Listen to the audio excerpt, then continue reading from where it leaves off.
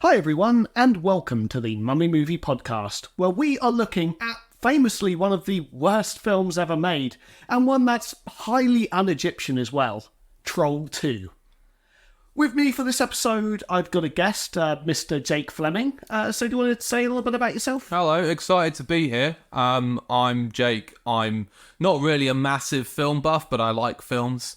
I haven't done any film podcasts in the past, but I did a Formula One podcast. That's kind of my oeuvre of knowledge. So I don't really know what I'm bringing to this, but I'm looking forward to talking about it. If I'm honest with you, a large part of this is I wanted your honest reaction to the film. So You will definitely get that. Yeah. Yes, quite a reaction. In terms of the format, it's obviously going to be a little bit different. We'll start with and look at some of like the sort of like facts on the film, and then we're just going to sort of go over it and just sort of discuss it. Really, that's about it. Sounds good to me. Yeah. Let's do it. But before then, it is time for my dramatic intro. Right. You and your family are going on holiday to a farm in the country. However, little do you realise that the inhabitants of the nearby village have sinister motivations. You and your family are not welcome here. Yet for some reason they keep feeding you strange green food. They want to turn you into a troll too. Brilliant. Yeah. I feel like I'm missing quite a few steps in that one, to be honest. It's hard to summarise what happens in that movie, even just the start of it, because so much of it makes no sense. No. I'm impressed you came up with a dramatic reading of some kind. And I did that minutes after watching the film. Yeah. Okay, so we're just going to go over a few facts first. And Okay. if I'm honest, I just want to know your honest opinions on these, because honestly, watching this film, it was so hard not to like call these out as they were happening. I'm really excited because what's interesting to me is I don't understand how something like this gets made. So I'm hoping the facts can shed some light on just what happened here. Well, one thing I will say, and it's a fact that kind of weirdly pleases me, for the same reason that it pleased me in Plan 9 from Outer Space by Ed Wood, it pleased me in The Room by Tommy Wiseau. Of course. This film was meant to be good. I love it. Yep. Already a big fan. Anything that's done earnestly, I love. And I could tell, to be fair, I could tell that they were trying something here because it's not done terribly all the way through. But, yeah, it's terrible. It is terrible. Interestingly, this film was originally supposed to be titled Goblins. Throughout its entire sort of production, it was called Goblins. But then the distributors, they thought that this film would not sort of survive on its own, which is why it got called Troll 2. Fun thing about this, sorry, do you want to say something? No, I was just going to say, is it got anything to do with Troll 1? Is Troll 1 even a thing? Are you going to get to that? Actually what I was about to say. Okay, all right. There is a film called Troll 1, I believe it was from 1986, I want to say. This film has absolutely nothing to do with it. Okay, all right. It's not made from the same company, it's not got any of the same actors or story or anything. It's a completely separate. So it's literally just got the name Troll 2. Other than that, it's a different movie. Yeah, they were trying to leech off of a film that had some success, but let's face it, who's heard of Troll 1? No, I don't know. I don't think I've ever heard of that either. Okay, all right. Well, that does make sense. It was strange to me that it was called Troll 2, given that, as we've said, there is absolutely no trolls in it. Okay, so I quite like this next fact, if I'm honest. So this film was made by a man named Claudio Fraguso, I want to say his name is, and his wife. I wish I knew his wife's name. It makes me sound very bad. That's pretty sexist. But yeah, exactly. But the idea of this film came about when the director's wife, basically, apparently, a lot of her friends all at once became vegetarians. Okay. And in her words, that pissed her off. Okay. And nothing more annoying, is there? No. But you can sort of see in the film how, like, the power of good is basically what, like, him eating a meat sandwich at one point. Yeah, I did think that at the time. I was thinking, because the message from the goblins, and I don't want to get too far into the story, but it's about not eating meat. And that's like their evil plot is to stop humans who eat meat. And it's strange to have that as like the nefarious part of the villain's plot. It kind of reminds me, did you ever hear of, I think it's called like Santa Claus versus Martians or anything? I have, I never watched it, but yeah. I've never seen it either, but I do know the point of that film was it was supposed to be an argument against like marijuana. Okay. All right. Fair enough, there's arguments for and against, but you could argue, yeah, there's plenty of people out there who don't like that, want it to remain illegal.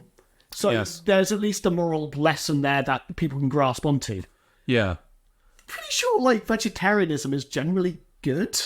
I don't think there's many people who have a really big problem with vegetarians. I mean, I think there's this whole thing, isn't there, of vegans always talking about veganism. Yeah. I don't really care, but some people do. But it's not like there was this anger towards them for being vegetarian. It was more that the goblins were like, these meat eaters, they're so disgusting. And I don't know, it's very strange. It's weird to make a whole movie about how much that annoys you. Yeah. That's the strange part, I think. Right, moving on.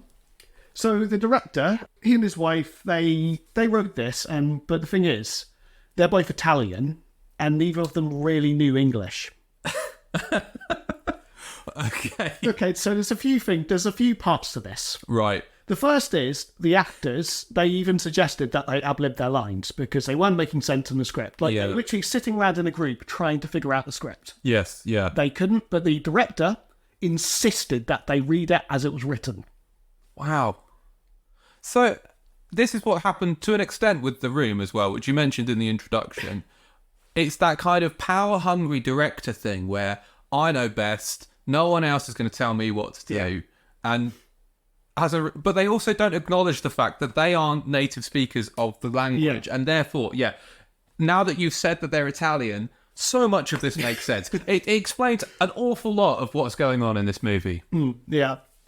Two other parts of this that can sort of explain why it didn't go down well. Yeah.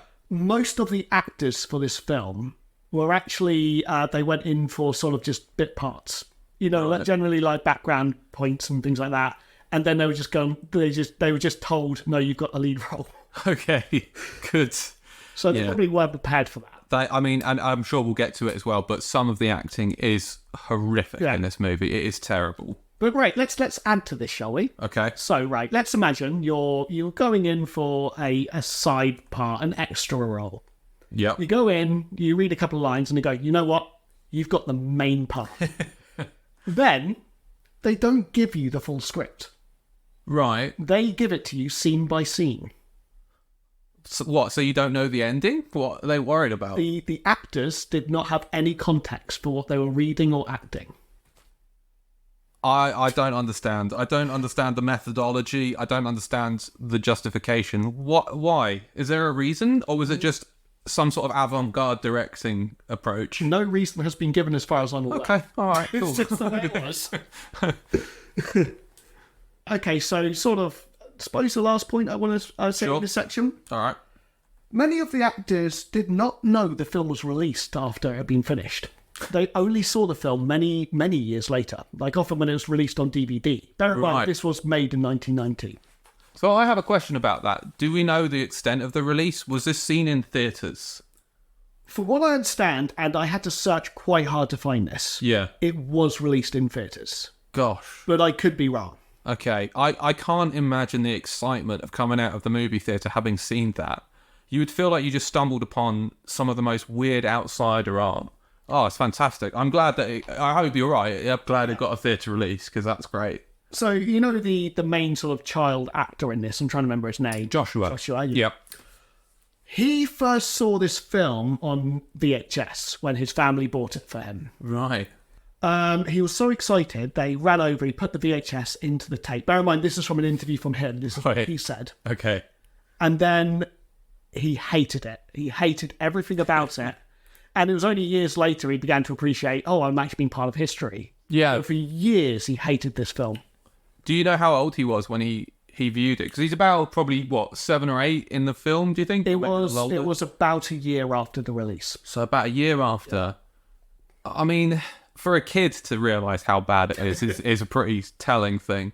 It would mess up your head, I think, being that young and seeing yourself in something so objectively terrible, because you wouldn't know what the impact of that is going to be. Yeah. In the same interview, he actually talked about how he was a child actor, obviously. Oh, yeah. And he was seeing this film as his big break. Oh, bless him. That's a shame. Because he's not terrible. He's a child actor. None of them are brilliant, are they? He's fine, but He's no worse. He wasn't directed properly and stuff, so it's tough for that kid. Right, the final point I want to raise, for the VHS artwork, it had like a small boy stood at the bottom of a stair set with a werewolf behind, and the boy was holding a troll doll. Yeah. So, were there any werewolves in this film? No, there were not. No. The boy on the artwork is not the kid from this film. No. And also, he's holding a troll doll. Which is not in it. Trolls are not in this film. Goblins are in this film. So, who did the artwork? Did they see the movie? I'm guessing absolutely not. I actually have no idea who did the artwork, actually. I bet they just were given the title and just said, make a poster. And they had nothing else. They made that and they went, brilliant. Yeah. That'll do. Probably. Fantastic. Oh, this is great. Already I'm learning so many great things about this movie.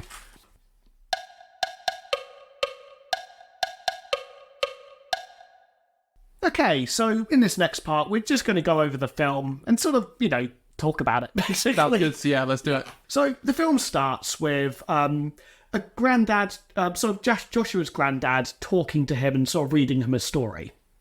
And it's about a man named Peter, and he's being chased by goblins through the woods. When he sort of like trips over, and when he looks up, there's a sort of, I suppose, a beautiful woman sort of looking down at him. Well, not looking down at him, looking over him if you look at the shots, but yeah. True. And she basically charms him and then feeds him sort of like this weird green goo. Yes. And then he starts to sweat the goo and essentially what turns into a vegetable. Yeah, basically, yeah. This is all cut over the sort of opening credits. Yeah. And we see that the kid, Joshua, is talking to his grandpa, or his grandpa is telling the story. At that point, the mother comes in. This is towards the end of the scene, and you realise the grandpa isn't really there, which is obviously shocking. Yeah. And then the mother delivers about 13 lines of exposition in a row, which is quite good. But there's a great... It's a brilliant setup, isn't it? Because you've got the goblins, and they look dreadful. Yeah, the set design is really all over the place. The grandpa is acting extremely hammy, but he seems to be loving it. I have to admit, and we said this already, the grandpa is probably one of the most enjoyable actors in it. I don't know if we'd say best. There's I was saying during the thing, but like there's an interview of him where he just talks about how delighted he was to be in such a bad film. Like he'd always been a big fan of bad films, and he was just so happy to be in one that was considered potentially the worst film ever made.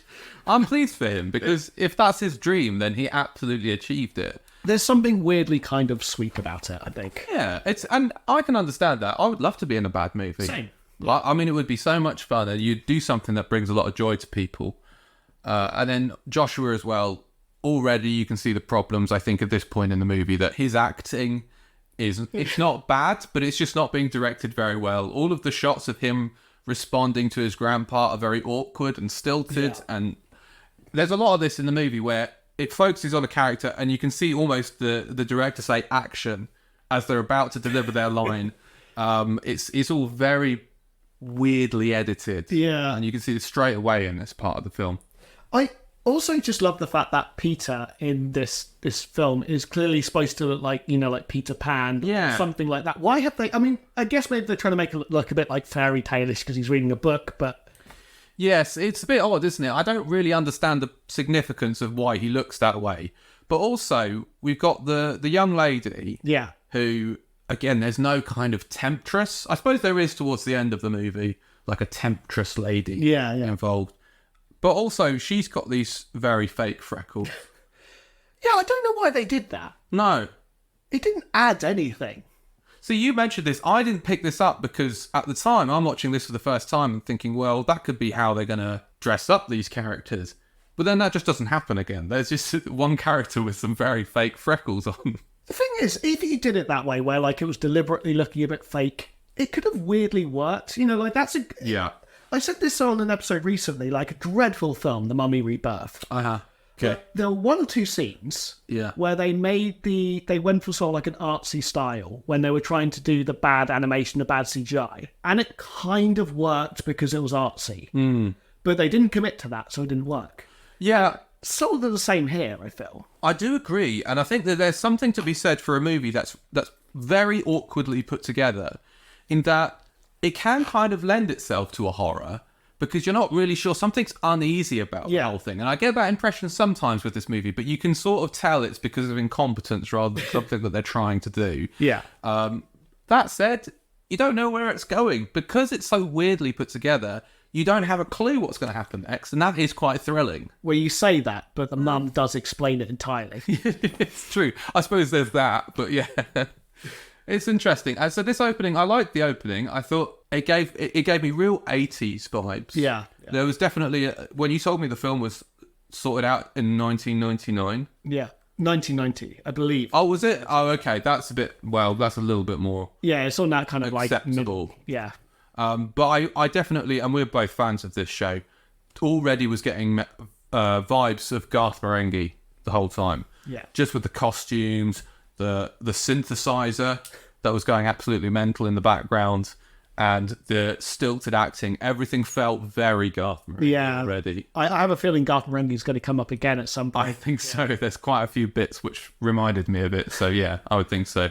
It does also just have okay, stay with me with this one a little bit. But there's one episode of Garth Marenghi where they talk about how they had to use so much slow-mo because they were running out of room. But I kind of got the feeling with the randomness of this film, they just kind of had scenes in there occasionally.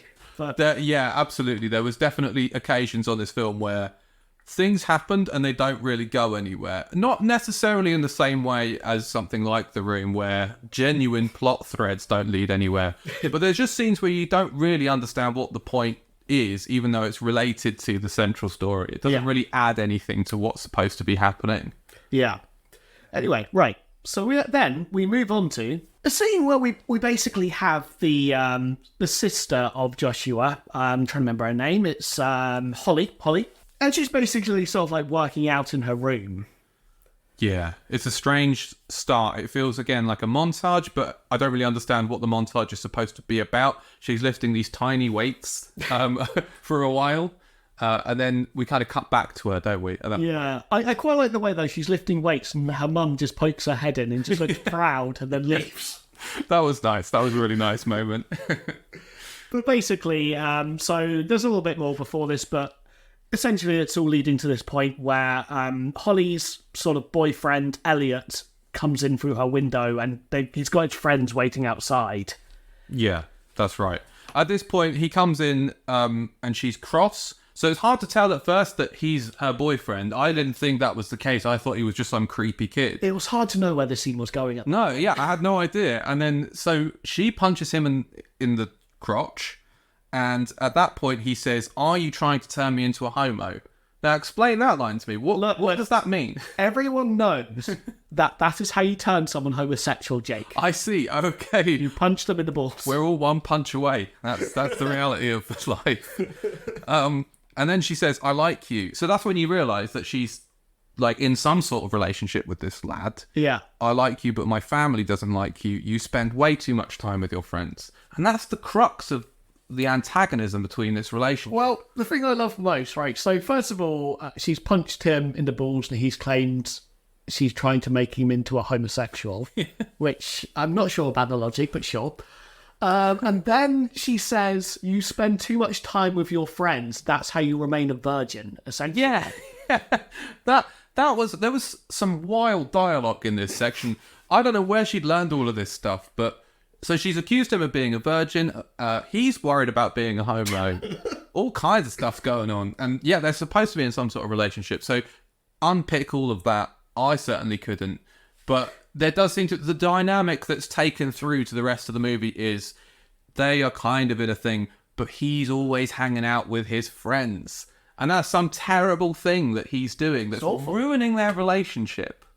God forbid she try and, get along with his friends. Yeah, they make a social circle of some kind. She introduces him to her friends.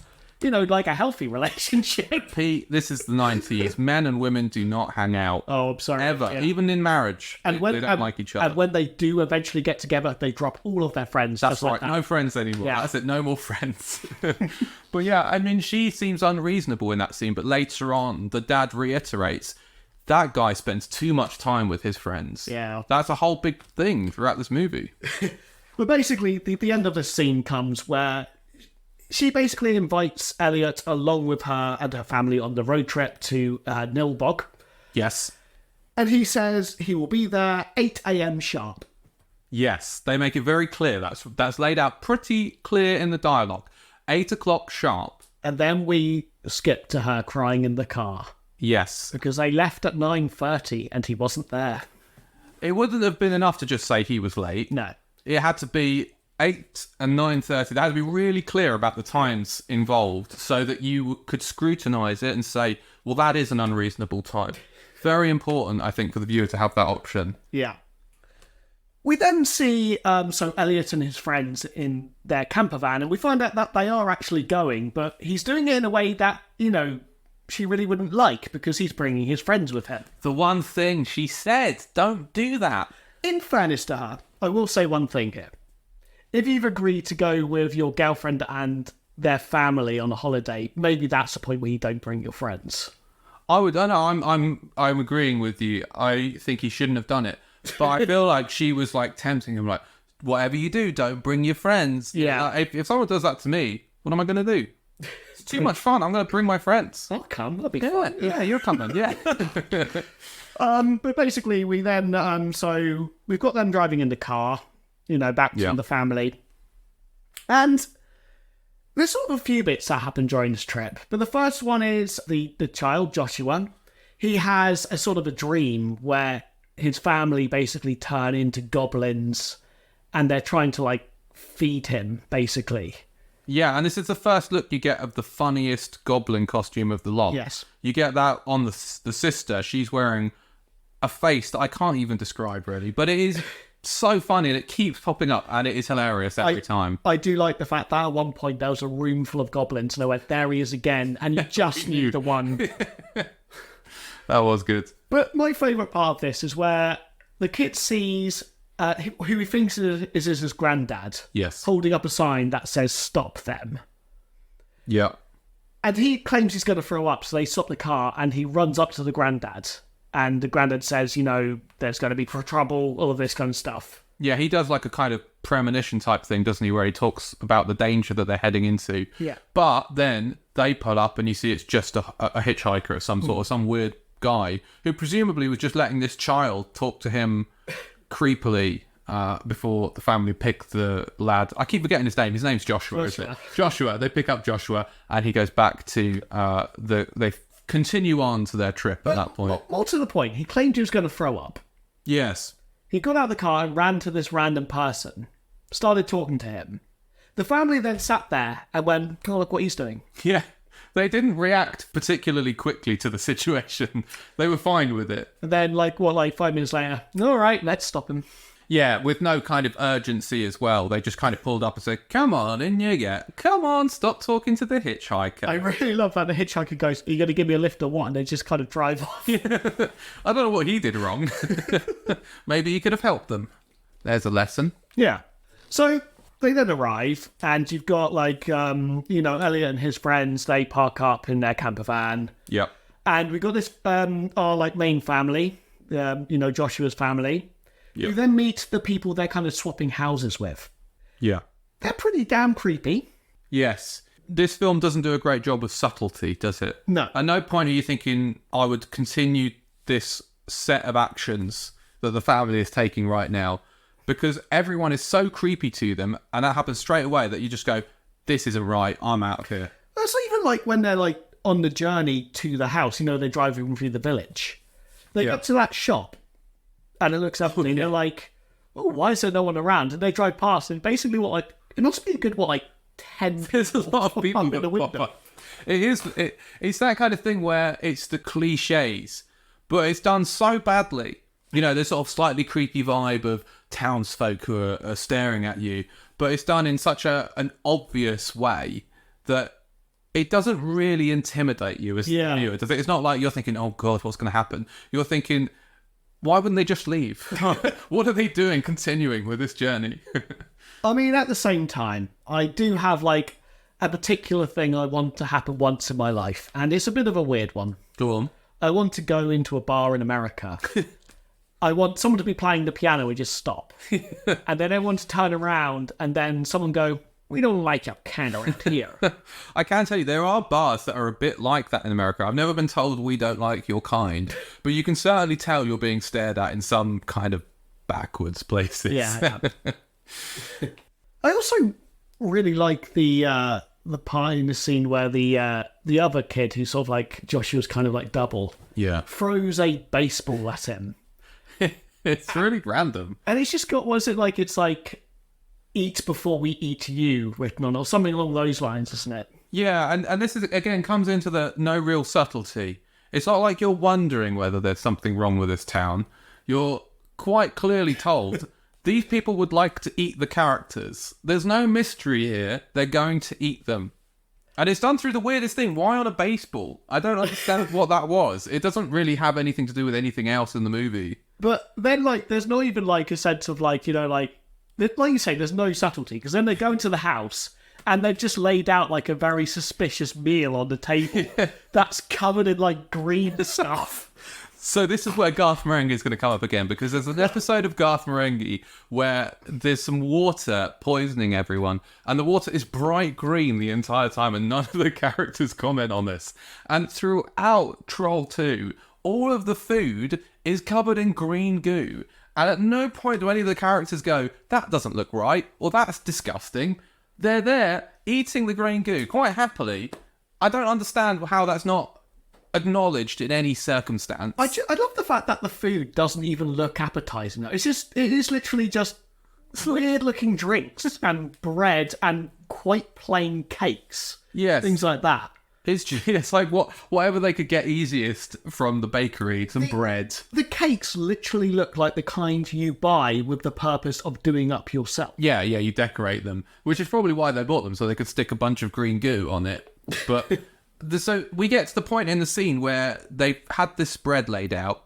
Joshua sees his grandpa at the window and has a quite long conversation with his grandpa while they're kind of all getting ready to eat. They're licking their lips and they're getting their plates ready. They're taking very long to eat some food. And then the grandpa stops time. He does. And my, are these people good at freezing on the spot? Oh, they were great. I think also my favourite one is Dad, who's just clearly breathing into his drink. He is. You can see the drink like wobbling off his breath. It's so badly done. And then the kid comes up with a genius solution, doesn't he? Would you like to explain the solution? I don't really want to because it's kind of gross. It is gross. But luckily we don't see it. I don't think this film would be legal if we did. Yeah. But basically, he's so that it's all frozen, and he knows he's got about 30 seconds to come up with a plan. So rather than say like just going over and like swiping it all on the floor, which is what I would have done. I'd have done as well. Yeah. He gets up on a chair, and well, he just pees on everything. He says something like, "Oh God, I gotta do it," and then he presumably because there's a cut. Where they're scooping stuff. Well, he kind of reaches for his trousers, doesn't he? Yeah. So that's how you know he's peed on everything. And then you cut to them scooping their plates into the bin. But how does this... Hang on, is he peeing, like, just indiscriminately across the table, just pissing everywhere? That's what I was under the assumption of. But at the same time, like, oh no, I'm going to trip. Everything on the floor. There we go. Same that would work, done. Right? And then you don't have to pee everywhere. So it's a very odd scene. But it does lead to one of the more famous scenes in this film, believe it or not, which is where the dad throws him over his shoulder and takes him to his room saying, look at these names on the doors. This is hospitality. This is hospitality. And then the best line ever, you do not piss on hospitality. That's quite the quote, isn't it, to be remembered for. And then was it like... The mum said, like, don't hit him. Yeah. So he just sort of, like, gets his belt. Yeah. And then does it up a notch and goes, that way I won't starve. Which makes no sense. Yeah, he does this, like, fake out, doesn't he? Where he's getting ready to get his belt off and you think he's going to, like, hit the kid with it. And he's like, I'm tightening my belt a notch. And then he does this big speech on hunger and, like, I was hungry before and I could be hungry again. Let's see how long I last. And it's really odd. I don't really know what he's doing. What I was getting from this was he was tightening his belt so that he felt less hungry. But that's not how hunger works. No. You think otherwise everyone would do that. Yeah, they just squeeze their stomachs when they're hungry. Imagine that you're at work and you're at your desk, you don't have food. Okay, better tighten my belt. It was very odd. It was an extremely strange part of the movie, and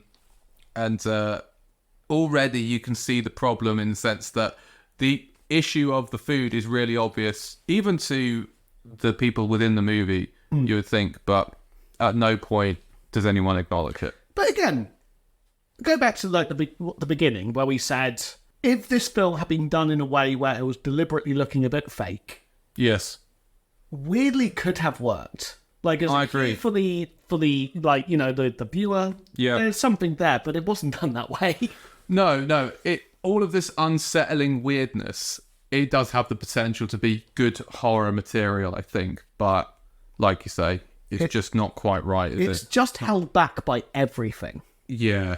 Literally everything. It's not committed to a single course of action in terms of that weirdness. But then, so we move on, and we go back to Elliot and his friends in the van. They're watching sort of a bad horror film, where one of his friends, who's named Arnold, leaves the sort of like the motorhome type thing, and he sort of sees a woman who's kind of covered in sort of green goo running through the woods. Yeah. What do you tend to do when you see a woman who's clearly terrified running through the woods? A woman terrified running through the woods? What I would probably do is chase after her, dive at her so that she falls onto the ground, and then say, "Who are you?" Because I'm thinking this is a lady that I could sleep with. Yeah, well, so, yeah, exactly. You know, that would be my approach. Yeah. But I don't know. What does he do? You tell me. Well, what he does, right, is he chases her through the woods. Right. And he dives on her because he clearly wants to sleep with her. Yeah. Player. Love it. Yeah. Cool. Very relatable. Yeah, very relatable. It's very odd. So I don't know what... Basically, I think one of the things that perhaps we haven't mentioned is that Elliot has brought all of his friends along on the premise that they're going to meet single, unattached ladies. And so he goes out of the van because he wants to meet a lady. He sees a lady, and I don't know if this is like some terrible primal instincts he's got, but he just runs after her. Like he just chases her down. That's his first instinct. It's a well-known fact, right, that lots of women hang out in the forest. Oh, That's just known. That's where you find them. Yeah. You find them in the forest. Where do you meet your ladies? Oh, the forests, the woods, the sea. Those are my places of interest. But yeah. I think he is one of my favourite actors in this, Arnold, if I'm honest. In the sense that he is probably one of the worst. He's so bad. He's so unexpressive. Because he's knocked her down, and then some goblins turn up. And they're just there. Yeah. He doesn't react to that at all. He reacts to that like he's seen maybe like a tree that looks a bit funny. He's got no interest in the goblins, and he kind of deals with it like an inconvenience. Yeah. And then they throw a spear at him, which does that brilliant. He does that brilliant scream. But I love it. I don't know why bad movies do this, where when a weapon gets thrown, there has to be 2 shots of it up in the air, and then it lands on the character.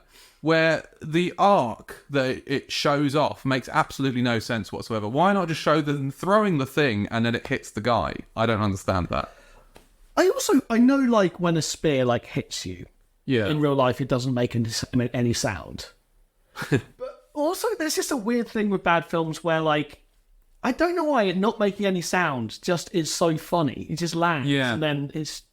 It's because it's such an impactful moment, or at least it's supposed to be, I think. And then you just have this thing land with no sort of impression whatsoever. It's the fact that they're not even, like, moving with it. Like, they just stand there. It's not like they don't move back with the impact. Well, that's true as well. Yeah, he just screams, doesn't he? He sort of stands there. It lands in his chest. He goes, "Ah!" So what happens next, then?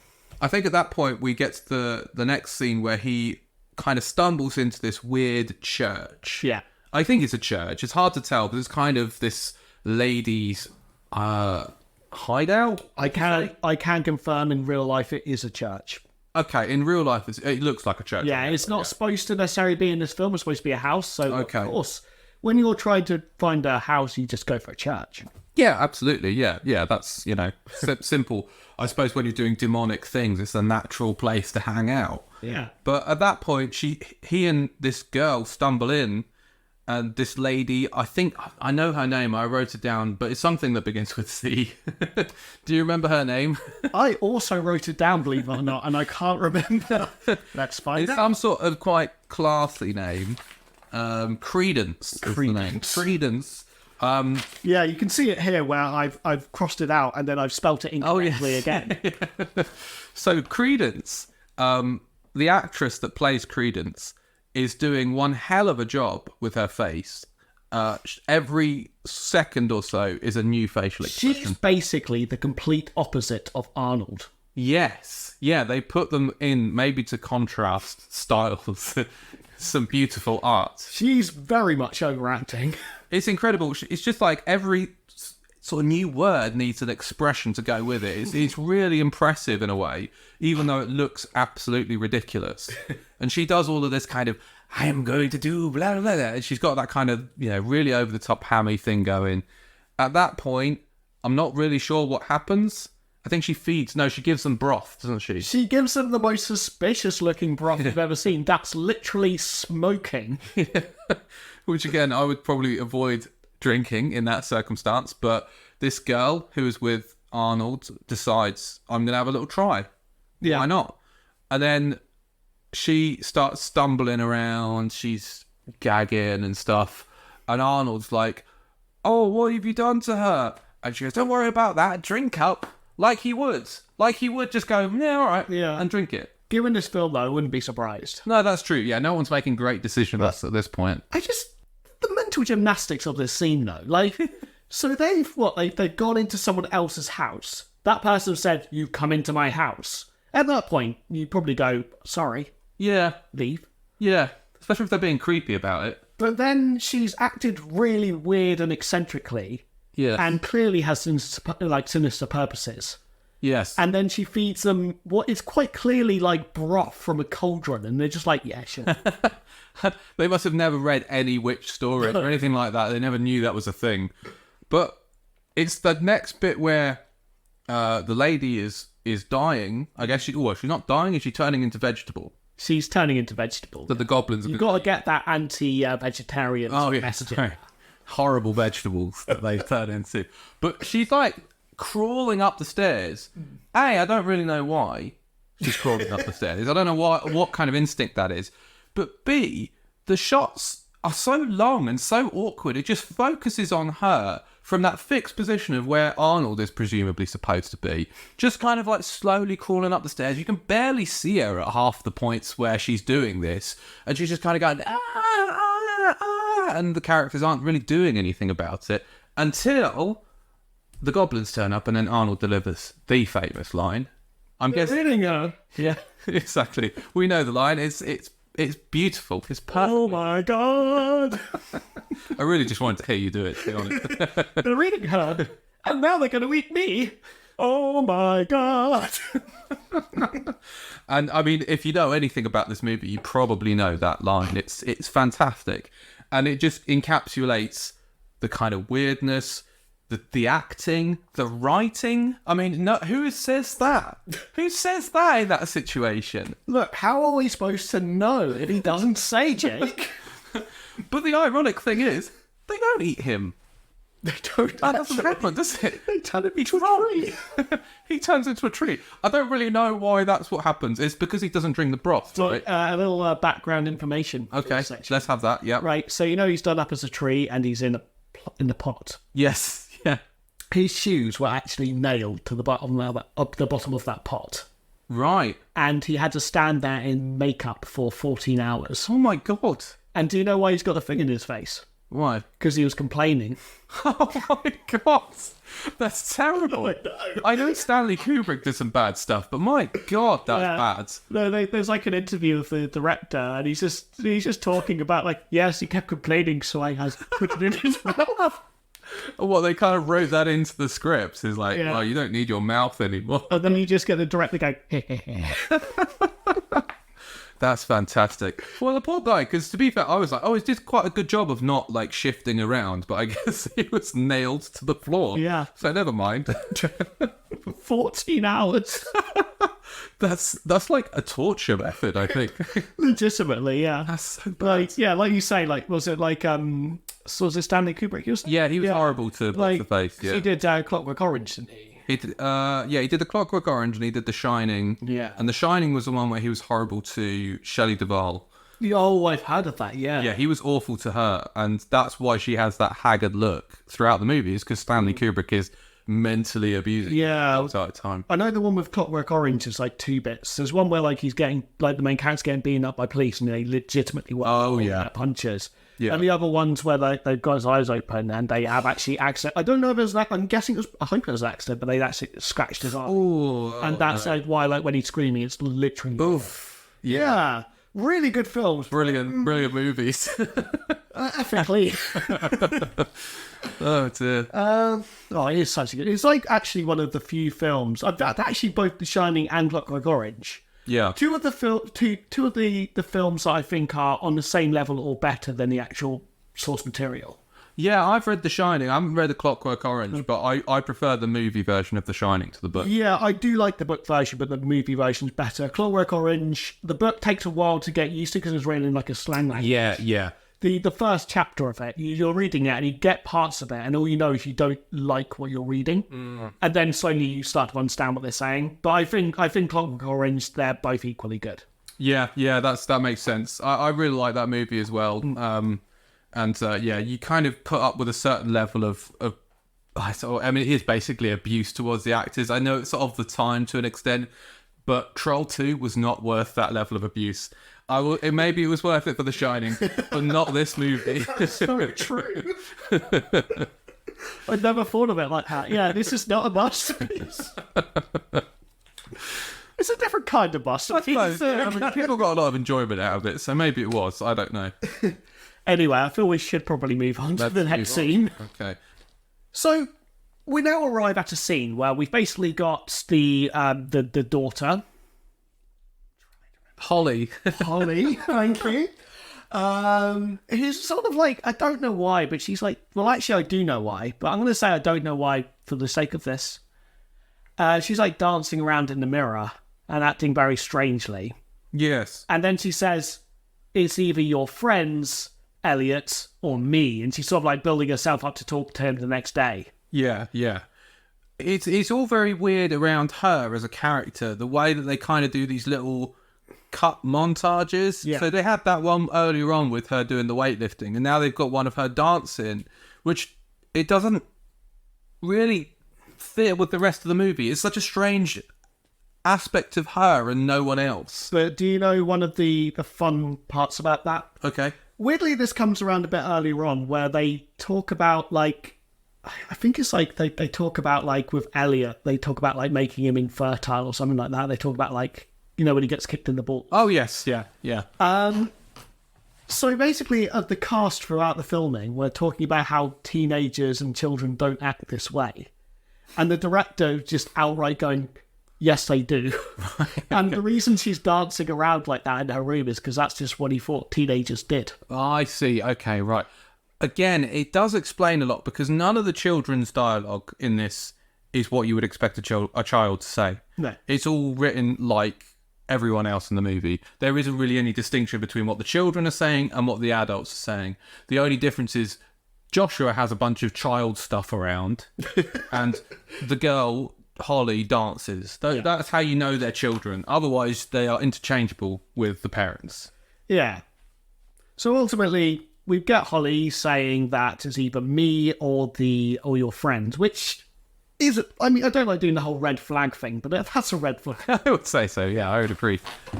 So the scene basically leads to the you know, like her seeing the granddad in the mirror. Yes. And she's obviously pretty freaked out by that, as I think is probably the most logical thing the film does. Like, yeah, absolutely. Yeah, she's reacting as you would expect someone to react to a dead relative's face in the mirror, which is good.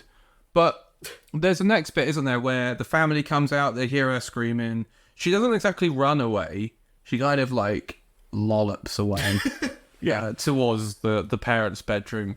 And then it was at that point I noticed, when all of the family were out and they were kind of discussing this, that you just have to watch the actors who aren't involved in the conversation at that point to enjoy this movie more, because everyone's kind of waiting for their line and they're not doing any acting until they get to their line. They just sort of stare awkwardly in the distance often. Well, I think that you mentioned it a few times, like, while we were watching it. But like you were saying, everyone not talking is acting very strangely, and you can always tell they're trying just to look anywhere but the camera. Yeah. Except for the ones that are just looking into the camera. There is at least 2 occasions like this where characters are just looking straight into the camera, which is wonderful. But yeah, I think a lot of the time, a lot of the kind of dialogue scenes are, they cut to the character who's talking, and then they cut to the next character who's talking, and they cut to the next character who's talking.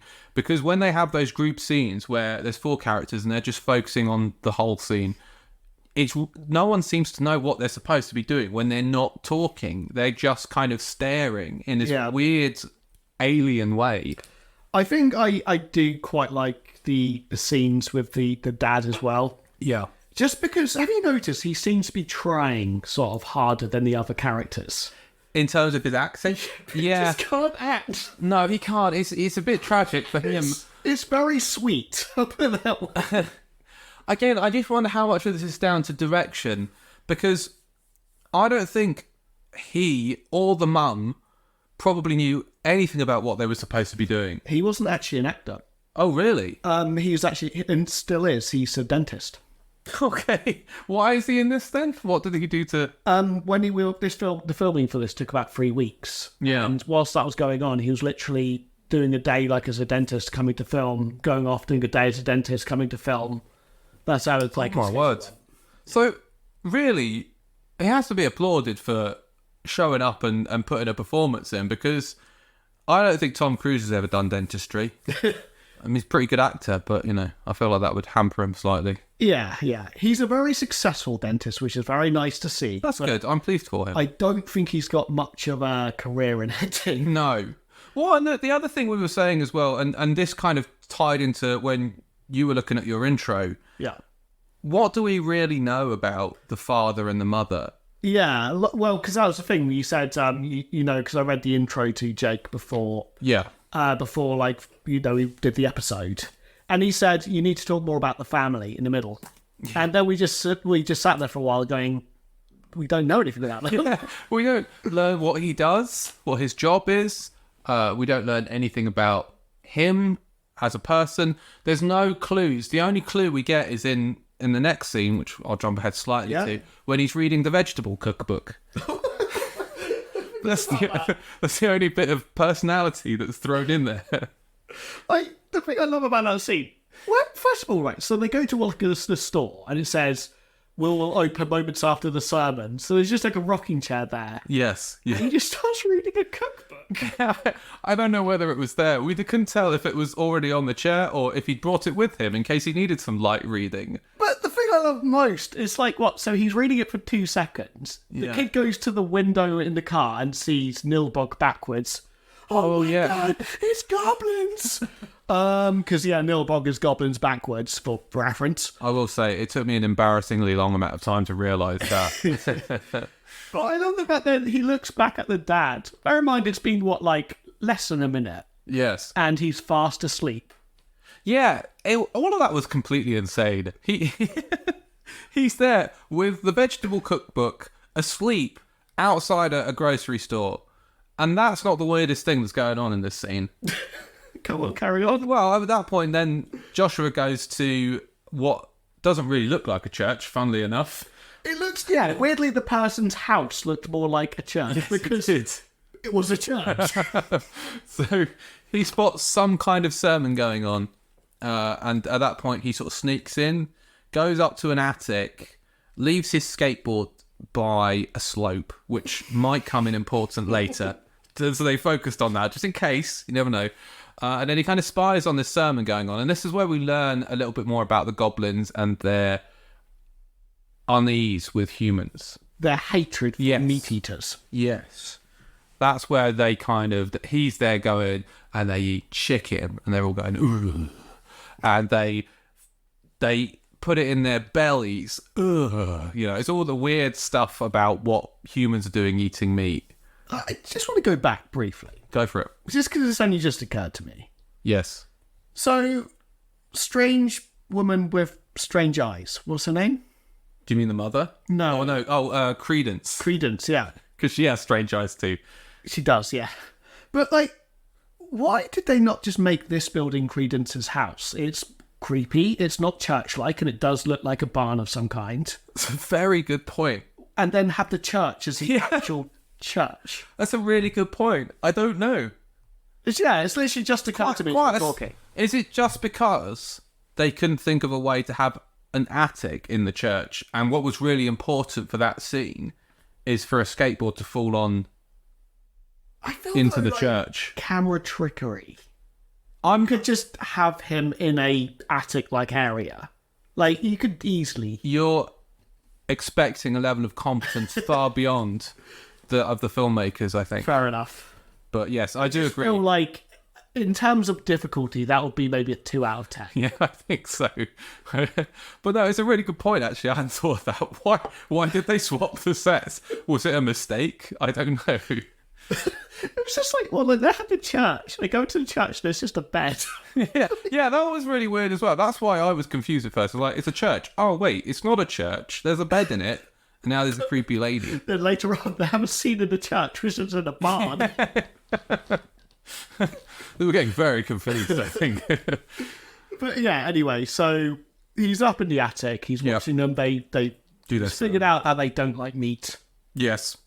And this is where he slowly moves the board so he can see more, which his skateboard is kind of on the other side. Yeah, I don't really understand that, but I'll give that one to him. I mean, fair enough. That's fine. I've seen worse things. And Yeah. Somehow the skateboard falls into the church, and they all look at it and then you see the kids, and you're already laughing because it's pretty funny. Yeah.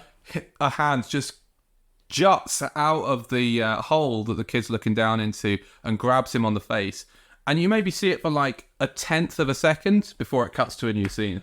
The thing I love, right? Scene cuts, fair enough, they can be quite effective. Yeah. But they're just done so suddenly.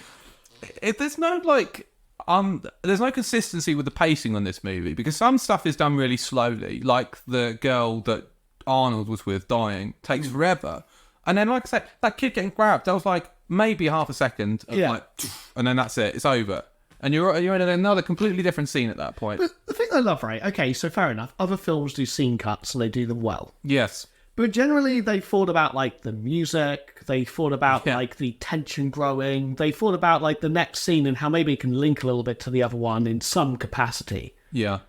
This one is just the music will just stop and then it will just be calming music. Yes. Something like that. Has nothing at all. Absolutely. And there's a bit later on in the movie where you've got 2 scores going on separately, with a scene that's kind of interspliced between the two, and it's very awkward and very jarring to watch, I think. Yeah. This is going to, I reckon, there's a good chance 0% of my audience will get this, because they may have never seen the show. But Mike Tyson Mysteries. Oh, yeah. It's kind of, for those who don't know, which is probably most people, it's a series that does legitimately star Mike Tyson in a kind of Scooby-Doo-esque kind of thing, as he goes around solving mysteries. It is brilliant. It's quite funny. But there's a particular episode where at the end of the episode, the world ends. A nuclear bomb goes off and destroys the world, and then the next episode doesn't mention it at all, and he's showing people around houses as a real estate person. It kind of reminds me of that, if I'm honest. It's got the same kind of grip on the world that it's created. Stuff happens, and it doesn't necessarily have an impact on what happens next. I won't go too far into the next stuff that happens, but there is a scene later on, towards the end, that I don't really understand what that had to do with anything. I don't actually know which one you're talking about. That's because it could be many well, yeah, maybe there's more than one, to be fair. But I do feel we should move on to the next. Let's move on. Okay, I should probably just say, for people who may have spotted this, I'm not sure, a lot of these scenes we're talking about aren't necessarily in the exact order, but honestly, it's because the order of the film in general is quite random. Yeah, we mentioned this, didn't we, when we were looking at the movie? You could pretty much put most of these scenes in completely different orders, and it doesn't make that much of a difference, I don't think. No. But we're going to talk about a scene where you've got one of Elliot's friends, Drew, and he's basically jogging to the shop. Yeah, which is funny because he's jogging to the shop and then a cop pulls up and offers him a lift and he accepts it. Now, if I'm on a jog, I'm probably not going to accept a lift because I'm jogging. So I don't understand why he accepts it, but that's fine. He goes and is taken to the general store. Yeah. Do you know one of the things I quite like though, right? So Drew, we can agree, he doesn't have like the biggest part in this film. No, right? No. There was a point, and I don't know exactly when it was. I will stress that now, but he's talked about it in interviews. Well, basically, he was wearing a yellow shirt, like a yellow t-shirt. Yes. And then the production company lost it. Oh. So they told him, bear in mind, like they said to him, go to the shop and buy another one. So what is any yellow shirt he can find? Yeah, so they sent the actor to the store to buy another yellow shirt. And he just got one, and it's clearly a different yellow shirt. Well, I have to say, I didn't notice that, so it fooled me. I didn't either, but the thing that he was surprised about during filming, he was like, is this my job? Yeah, I would be a bit annoyed about that. It's not my fault that the costume hasn't bought spares. But did he lose it? No, they lost it. So yeah, absolutely. That's not his fault. I'd be livid. But yeah, so he gets into the car with the policeman, which automatically gives him the most gross-looking sandwich. Oh, yeah, he does, doesn't he? He gives him... So this is where, again, we get that green goop. Yeah. He gives him a bun leaking green goop. And I would at least say, oh, what's this? What's in this? Is this some sort of new vegetable? I don't understand why these guys are so accepting of any new food. I think, if this was me, he's always said he's a little bit hungry. He's been given this gross-looking food. I think I'd just go, I don't want to take your food or something like that. Yeah. I'd find a reasonable excuse for not eating it. Yes, especially, I'm just about to go to the store as well. Yeah. I can handle another 15 minutes not eating this green goop bun. Which, as I say, I just don't understand. But again, going back to the Garth Marenghi thing, it's quite entertaining how blatantly obvious the kind of suspect of this poisoning is when the characters do nothing to acknowledge it. It is funny. But then, well, obviously he arrives at the store and, it's a perfectly normal, pleasant-looking store, which just happens to be surrounded by... around 10 people. Yeah, who are just staring sinisterly at him. Yes. Although the effectiveness of the sinister stare is different for each actor. Some of them are quite good at it, some of them just look vaguely disappointed with him. And the thing I love about all of these scenes is just one person just staring off into the distance in the wrong direction. Way. Yeah. Again, such an easy thing for a director to do. Look here, and click or whatever, but I guess they didn't have the capability to do that. But, right, okay, so he sort of said at the beginning he was going off to the store to get food and supplies. Yes. What does he leave with? Do you remember? I don't remember. No, I don't. So he goes into the store. Yes. They're only selling one thing. Yes, sorry, of course, I do remember.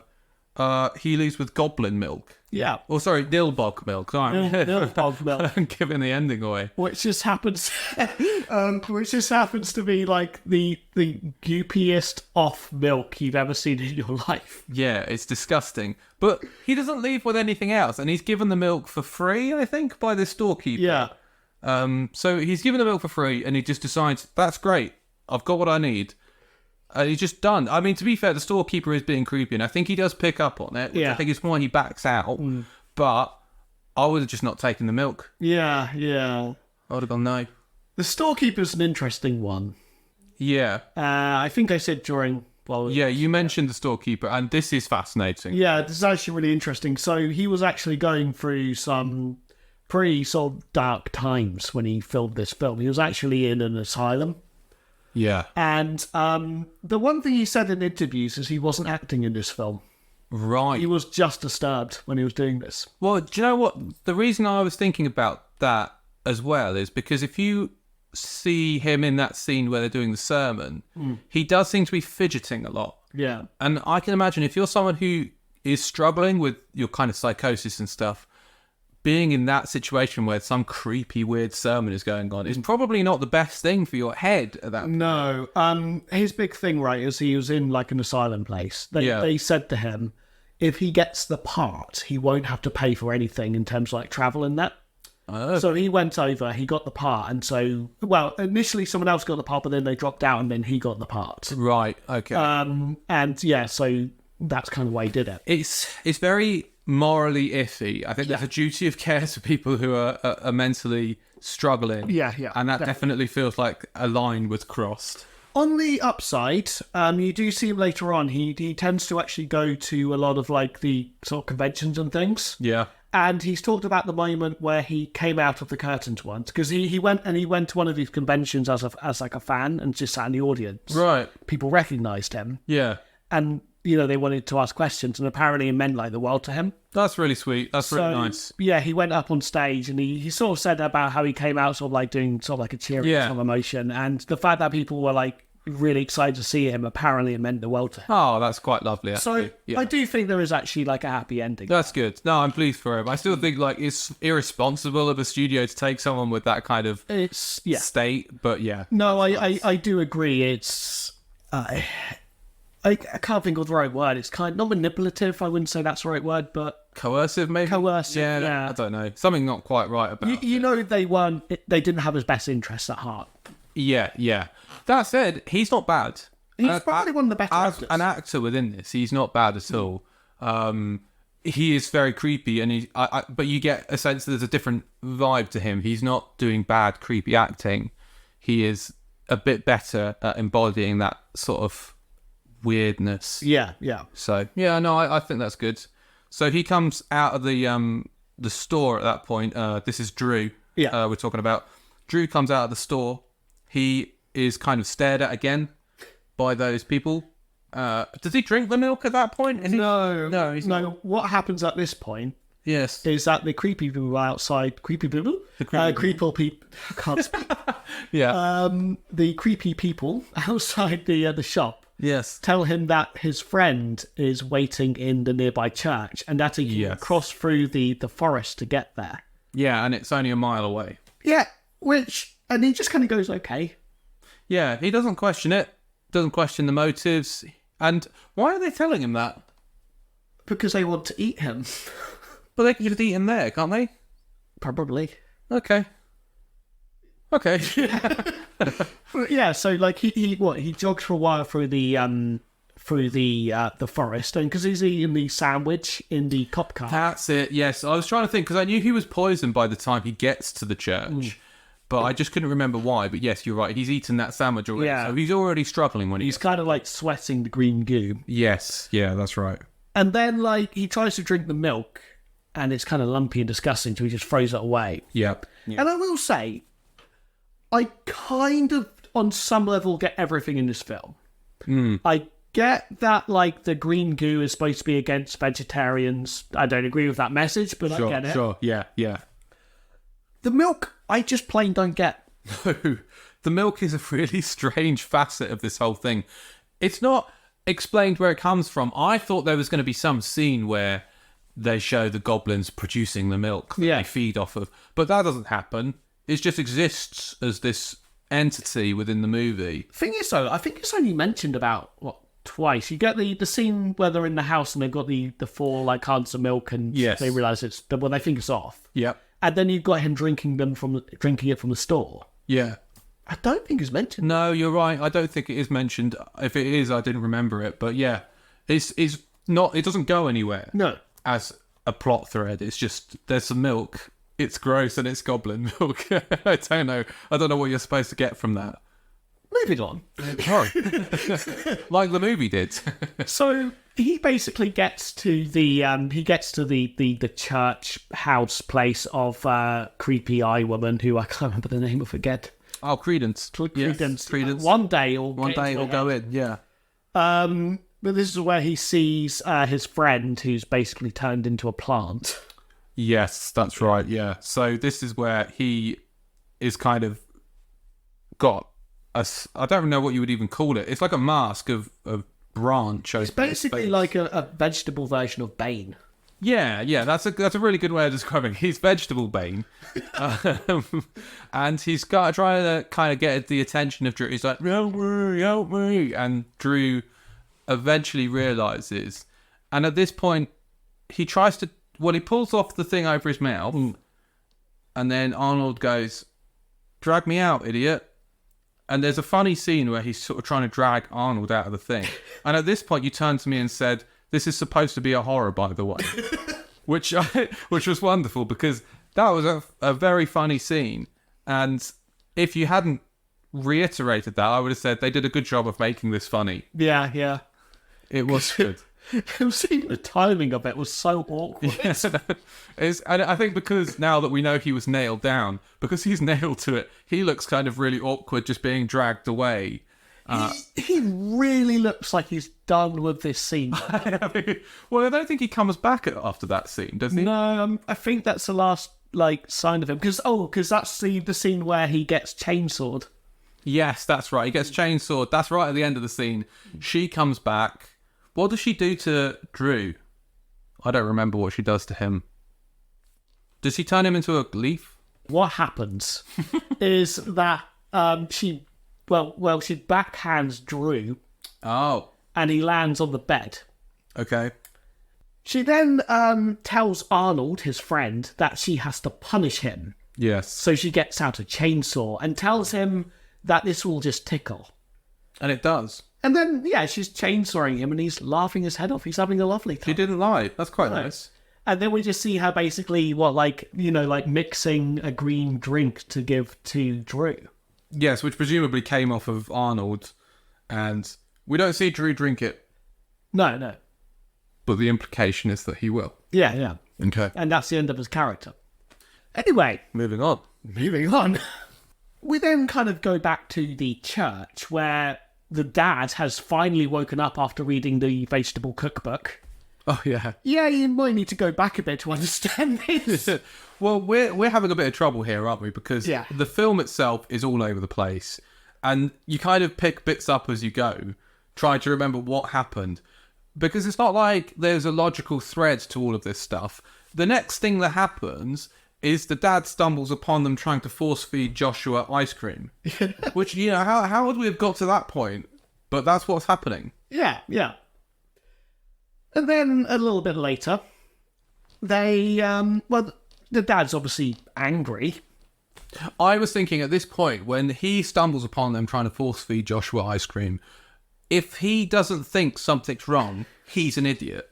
There's no possible way that some weird cult church force-feeding your child some creepy ice cream is anything to stick around for. I do love that, because the child's basically crying, going, no, I don't want any, I don't want any. There's two people holding his arms and his head, and then the dad walks in, he's just like, kids with active imaginations. His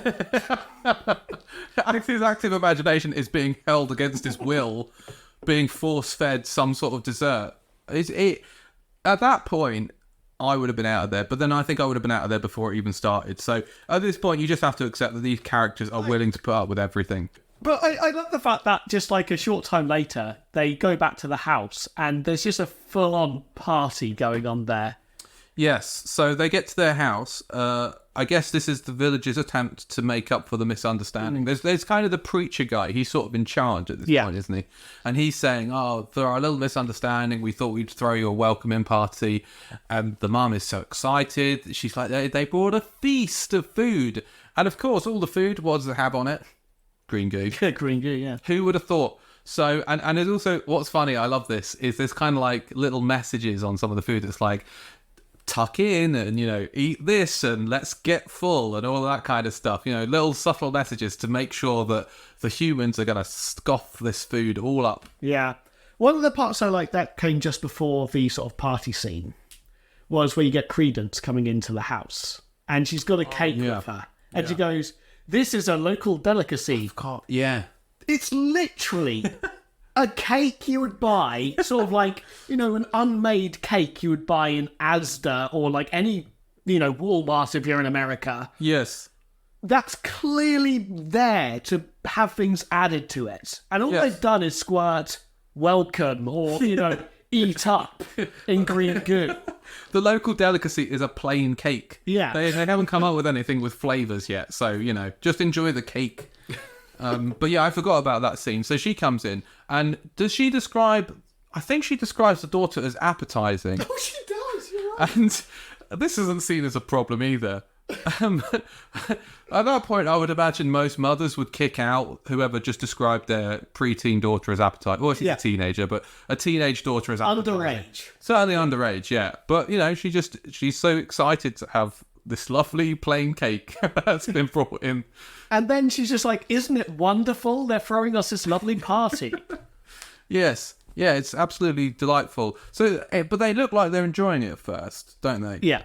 The Joshua, I don't remember if he has another vision. I think he just realises that they shouldn't be eating this time. He knows there's something wrong. He can see the green goo. Yes, he's noticed at this point there's something wrong with the green goo. He realises. So he's sort of screaming and saying, don't eat any of this. And the he's had enough of it. He says, get to your room. I've had enough of your nonsense. He goes upstairs. And then this is where the scene where the two the sort of action and the calm music splice together. Yeah. Because he tries to talk to the mirror to speak to his grandfather again.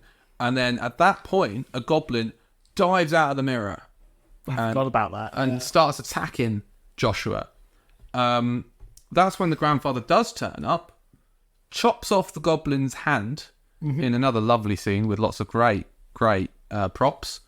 And sort of the goblin pulls back and you realise it's Credence, right? Yeah. And she's had her hand chopped off, so it was actually her in goblin form. But there's a few parts in this scene there's one part in particular that I find really funny. It's when they're in the party, afterwards. Yeah. There's no table or anything for them to eat at. Yeah. They're just sat on very plain wooden chairs. Yeah. As everyone, the family sat on plain wooden chairs, as everyone kind of sings and claps around them. Basically. Yes, yeah. So they were really excited about the party. Yeah. And then they're sat on the chairs and they look horrified. They look extremely uncomfortable. And there's no real transition from them going, oh, this is brilliant, to the scaredness. One thing I will say for the mum is her haunting eyes are better than they are. Yeah, she has some haunting eyes. Yeah, in the right context, they could be quite good. In this film, it's just hysterical. We've forgotten to mention the completion of the Elliot cycle. Did we? Because Elliot's in this part of the movie. He's joined the family now. Oh, yes, There's a scene just before... So when the dad and Joshua are driving home from the sermon, they stop where Holly... Yeah, Holly is... Yeah. I mean, she's confronted Elliot at this point. When she was dancing, this is where she's... And she delivers, honestly, an absolute belter of a right hook. She smacks the living daylights out of Elliot. And then I guess after that, he understands. And now he's decided he wants her over his friends. Yeah. So that's the completion of the cycle. He's now in this scene as part of the family. She basically beat him up until he understood. Yes, it's a good message, isn't it? That's how you should do it. Just beat your man until he understands. Basically, if this was the other way round, he'd be in jail. Yeah, it would be hard to sympathise. So, yeah, I forgot to mention, so Elliot is now in this scene, and he's also looking extremely awkward along with the family. Why is he now just being accepted into the family? I don't know. The dad does have a little I don't like you conversation with him. He says something quite weird, but I can't remember what it is now. But he does sort of tell him off, but then that's it. Yeah. The conflict's over and he's now part of the family, leaving behind his one remaining friend who doesn't have a clue what's happened to his other two mates that have lost. But he also doesn't seem concerned. No, he doesn't seem particularly concerned. He's quite happy on his own. It kind of feels like a video game, when you're picking people off and then the last one's just wandering around, just not realising. Yeah, he's very much got that vibe. So he's just hanging out on his own at this point. And Elliot is now going to be spending the rest of the movie with the family. Kind of reminds me, this is going to be a complete tangent. Sure. But I came up with an idea that I'm quite proud of for the next GTA game. Okay. So, you know the way, like, if you dive into people on GTA, they just kind of wander off as if they don't know each other. Genuinely one of my favourite things to do in Grand Theft Auto. Yeah. I want the next game to have people getting married on the beach. So you can just dive into them and then they just wander off if they don't know each other. That would be good. I think they could make a horror movie about how you can dive onto someone on a bench and they die. You just have to avoid benches in this horror film. Yeah, for people who don't know, right? So if you're playing GTA offline, it only works offline, and this is GTA 5. Yeah. If you jump and then press circle on the PS4, I'm pretty sure it's circle. Yep, that's right, yep. You flop, you just instantly flop and fall over. Yes. If you do that and so much tap someone on the bench, there's a weird glitch where they instantly die. It's basically what I do every time I pick up that game. Yeah. Because it's so funny. I don't know why I enjoy it so much. It's one of two things. I do that. The other one I do, they both involve the flop. The other one is I flop onto a car and try and do like a penguin slide. Oh, man. Yeah, no, it's things like that. Slight absurdity that I love in games. And that is a great example. Well, I think it was actually you said a while ago, like the reason GTA is kind of better than say like Just Cause and Crackdown, things like that. Yeah. Is because it's not really supposed to be broken where those games are. Exactly, yeah. And that kind of makes it more satisfying when you do break it. And I think because everything else about it is like a simulation of life. Yeah. And one thing you always think is, wouldn't it be fun to just be able to flop on people in real life and then turn back time and pretend that never happened? Yeah. That's kind of what playing Grand Theft Auto is like. So I have the ability to do all of these silly things that would be so much fun to do in real life, but with no consequences. I'm not even trying to kill people or anything like that. I just want to flop on people. That is my nature, I suppose. I think my two favourite things I've ever done, and I know we've been talking about GTA for a while now. I think I'm as. But like, there's one where I was literally in a police chase for about 20 minutes. Yeah. And then the car stopped, and I was in a police car. Right, okay. A policeman got out of the passenger seat and then shot me in the face. The other one is where like there was like a helicopter and it flew close to the ground. It was like a police one. Yes. So I managed to hijack it, and the policeman just put up their hands and left the helicopter. Fantastic. It's such a good game. It's brilliant. Do you know, we put it on Saturday, actually. We'd not played it for a while, but we stuck it on and just messed about on it. It's brilliant. It's 2 hours. We're just sitting there messing around. It's great. Nothing to do with Troll 2, but it was fantastic. No. Just passing the controller between you. Yeah, that's all you need to do. Absolutely. We should probably get back to the movie. Yeah, let's get back to the film. I said it was a tangent. Yeah, you did say that. That's true. You warned me. Okay, so we've had the sort of like the granddad kind of like reappear. Yeah. And he's chopped off the goblin's hand, which ends up being Credence Spank. I was going to say Claudius. Thank you. And then, so the next part is basically Joshua. Yes. And the sort of like the granddad's running outside with like a cocktail, like a Molotov. A Molotov yes. cocktail. Yeah. Yeah. Which you would hand to the child. Absolutely. He holds the fire extinguisher. I think his plan actually is to throw that Molotov into the house. Is that right? Well, because what ends up happening is the preacher guy grabs the Molotov cocktail off the kid. Again, bad idea to give it to the kid. And then, well, basically it doesn't explode in the house. But I think what he was expecting the kid to do was throw it into the house. Yeah. Blow up all the goblins. The thing is, he'd have killed his family if he'd done that as well. Yeah, that's what I was just thinking. But that's, I guess, collateral damage? I don't know. So yeah, he gets it taken off him. And then the preacher uses some like goblin eyes. I don't really know what the power is. There's powers that come into it sometimes. His eyes are slightly paler. That's what the power is. And the granddad's going like, oh, and he says, "You're going back to hell." Yeah, that's right. I don't know why he's in hell. Which is quite funny, actually. I love the idea that the granddad's just this terrible person. like he was a Nazi, the past wife or something. It could have been. Who knows? It's not explained, so, it's not impossible. But at that point, the granddad does something, which, again, I didn't know this was a power he had, but he sends a lightning bolt, I think, to the Molotov cocktail and blows it up, and the preacher's set on fire. And then you get the dad Apparently, this scene, by the way, took a few attempts because to the director's absolute outrage, the dad just kept running outside and then laughing. Wow, yeah, that is outrageous. How dare he? That's such a serious scene. Well, apparently the thing that was going through his head the entire time was filming is he runs outside, he grabs a fire extinguisher, yes, and then he saves the goblin. Well, tries to save the goblin. Yes, but apparently the one thing going through the dad's head the entire time was, how do I know there's a fire extinguisher there? That's an excellent point. That's a very good point. Considering fantastic reactions, given that he doesn't know it's there, Well, the granddad's gone, so what was the fire extinguisher on the floor? Yeah, he just left it on the floor in the barn. Maybe he's got that fire extinguisher sense. It's not a spidey sense. Yeah, you can just tell there's one. Like a TV, sometimes you can tell there's one on. No. No? Oh, okay. Just me then. We found your power. That's my power.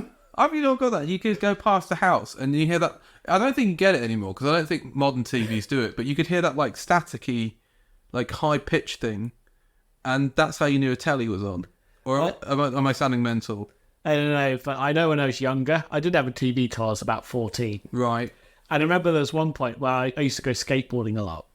Yes. And then I noticed, in the house, they were watching, I think it was Goldfinger or something. It was a James Bond film, I remember that. Right, yeah. And then I told my brother, I was like, yeah, I saw someone watching, James Bond in their house. And because I didn't have a TV, I'd watched a bit longer than I probably should have. Sure. And my brother just went, you can get, arrested for watching someone else's TV.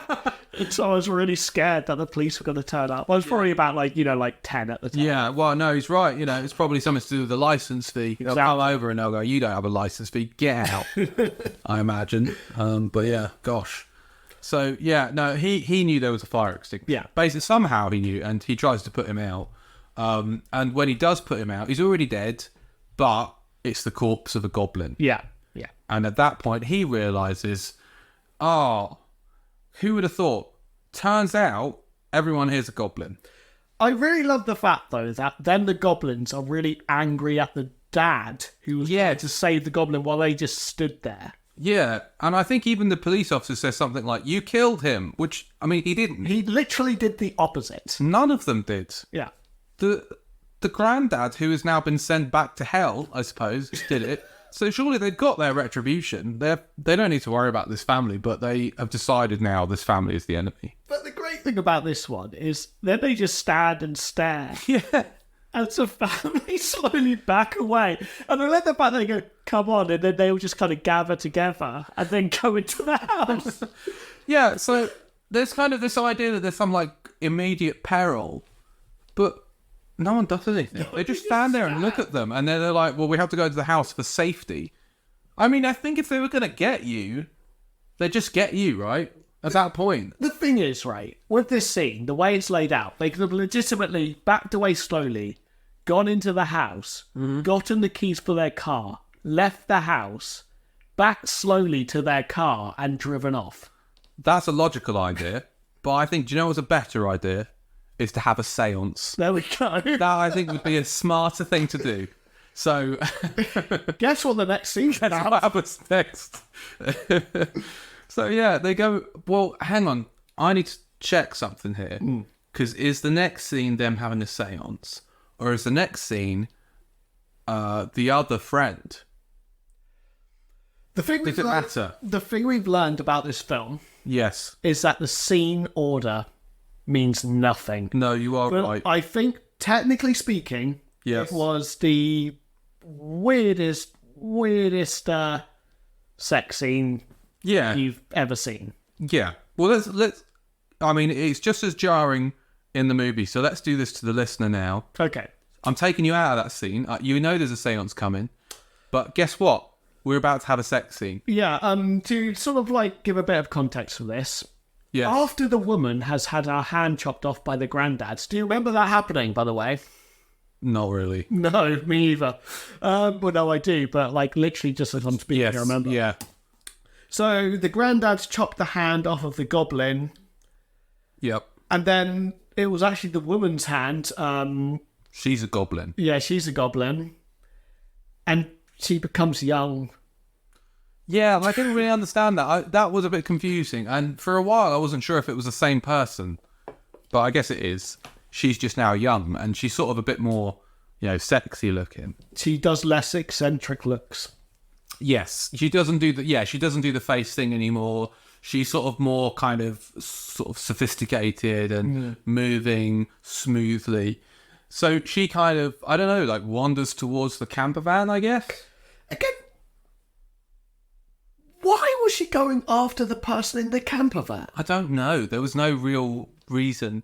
I guess she just bagged two of them at that point. He's literally just in a camper van doing nothing. Yeah, just watching TV.